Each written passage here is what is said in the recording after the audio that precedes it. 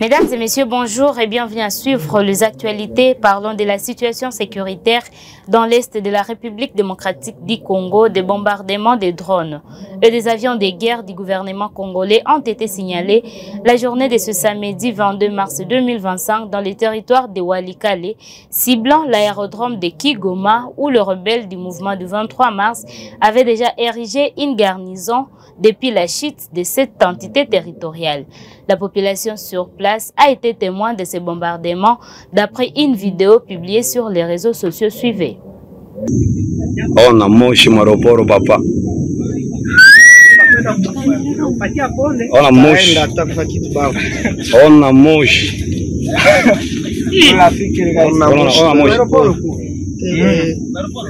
On a moshi.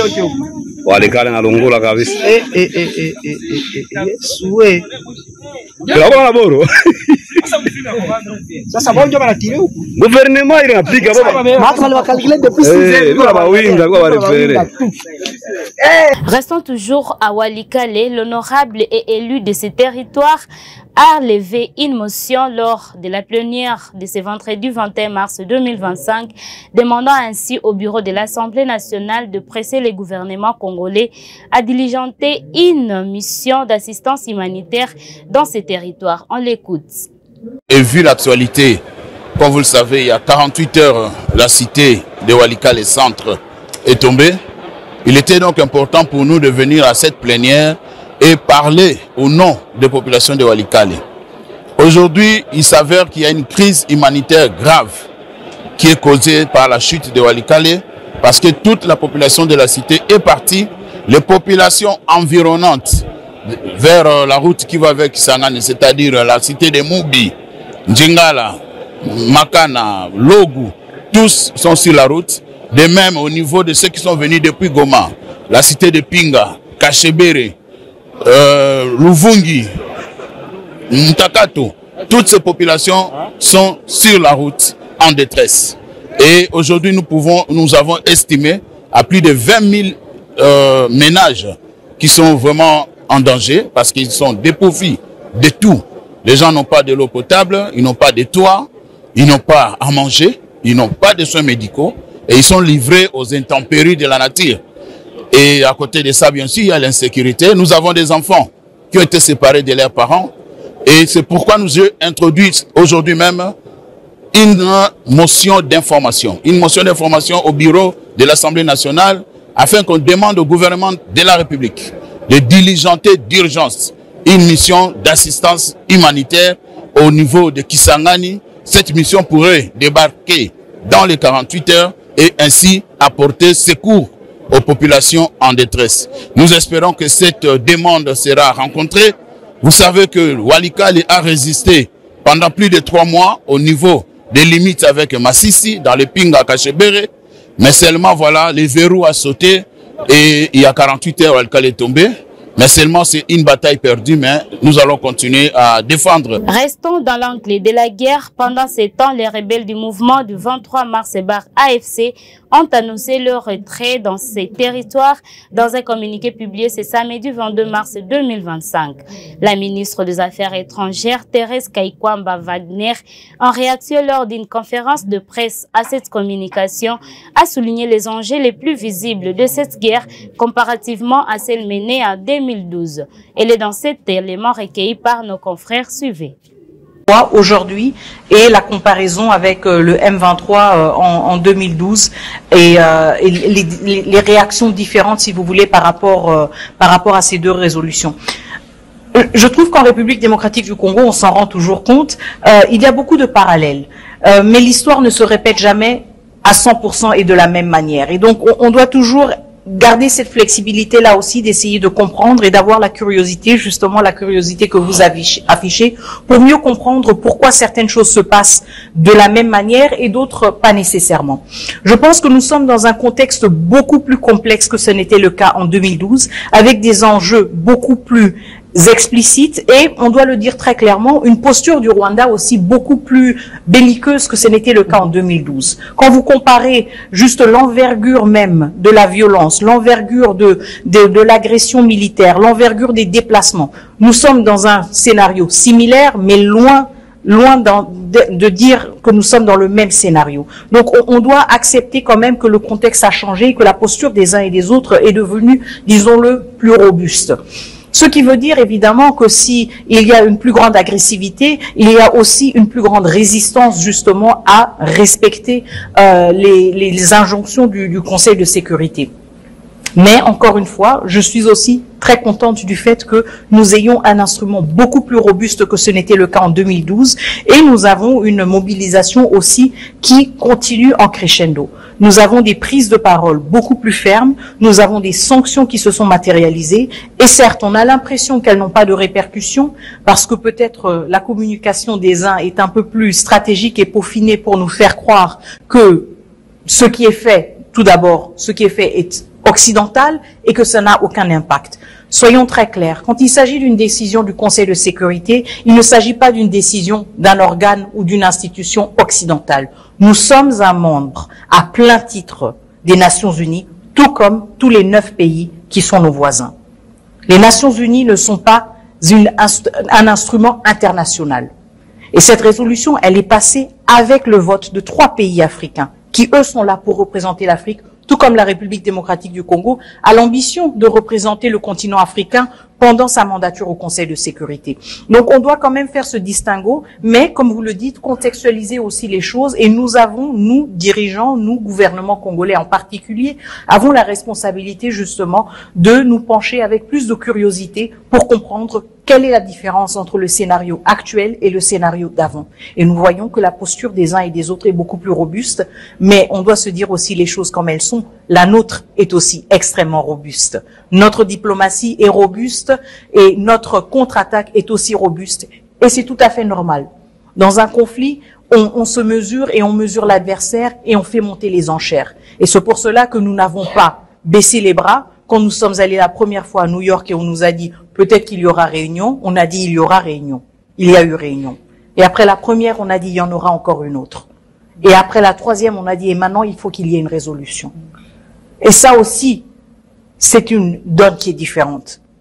Rentrons à ville de Kinshasa lors de ce briefing tenu à Kinshasa la soirée du vendredi 21 mars 2025. Le général de l'armée numérique congolaise et porte-parole du gouvernement Patrick Mouyaya est revenu sur la cause de la rencontre du président Félix Antoine Tshisekedi Tshilombo et celui du Rwanda Paul Kagame, comme dit par la première ministre Judith Suminwa Tuluka au Qatar le 18 dernier. Dans cet élément de la RTNC Kinshasa, suivez les détails.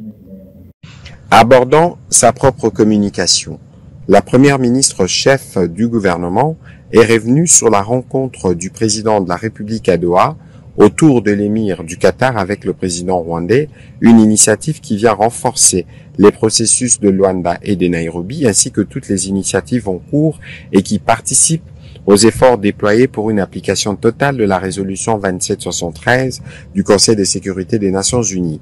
La participation du président de la République à la tripartite de Doha est une nouvelle preuve de sa disponibilité et de son ouverture à travailler pour mettre fin à une crise qui perdure depuis plus de 30 ans. La première ministre a ensuite, au nom du gouvernement, réitéré son soutien total et sans faille aux orientations et initiatives du commandant suprême de forces armées de la République démocratique du Congo dans la reconquête du moindre périmètre du territoire national et de notre souveraineté. Sur un autre volet. Restons dans la même ville de Kinshasa, le gouvernement de l'Union sacrée de la nation a annoncé ce samedi 22 mars 2025 le début des consultations par les conseils spéciaux en matière de sécurité qui vont débuter le lundi 24 mars 2025 dans cette même ville. Suivez. Distingués invités en vos titres et qualités respectifs, bonjour. Le 22 février 2025, lors de son discours devant l'Union sacrée de la nation, Son Excellence, Monsieur le Président de la République, chef de l'État, Félix Antoine Tshisekedi Tshilombo, a chargé son conseil spécial en matière de sécurité de conduire les consultations politiques. Celles-ci seront fondées sur le respect d'un certain nombre de principes, notamment la suprématie de la Constitution, l'unité nationale, l'intangibilité des frontières héritées de la colonisation et l'intégrité du territoire national, la souveraineté nationale, le respect des institutions dûment établies et la gouvernance inclusive et participative. Donnant effet à cette promesse du chef de l'État, nous avons l'honneur d'annoncer aujourd'hui le lancement de ces consultations politiques qui vont débuter le lundi 24 mars 2025 à Kinshasa. Ces consultations politiques vont viser essentiellement 4 catégories d'entités et de personnalités. 1. La majorité parlementaire réunie au sein de l'Union sacrée de la nation. Celle-ci comprend les regroupements et partis politiques de la majorité ayant adhéré à la vision du chef de l'État à l'issue des élections de décembre 2023. 2. Les partis et regroupements politiques de l'opposition, tant parlementaires qu'extra-parlementaires. 3. La société civile dans toute sa diversité. Il s'agit principalement, sans que la liste ne soit exhaustive, de toutes les confessions religieuses et autres organisations de la société civile. 4. Les personnalités. Il s'agit des femmes et des hommes qui, en raison de leur expérience et connaissances, de leurs initiatives et actes, ont eu à apporter et ou apportent une contribution significative au rayonnement positif de notre pays. Sont concernés dans cette catégorie notamment les anciens présidents des institutions et chefs de corps, les anciens candidats présidents de la République, les animateurs des entités publiques et privées ou des individus et plus généralement des femmes et hommes qui se sont distingués positivement dans tel ou tel autre secteur de leurs activités. Les programmes de consultation qui commencent ce lundi sera communiqué à la presse. Fait à Kinshasa le 22 mars 2020.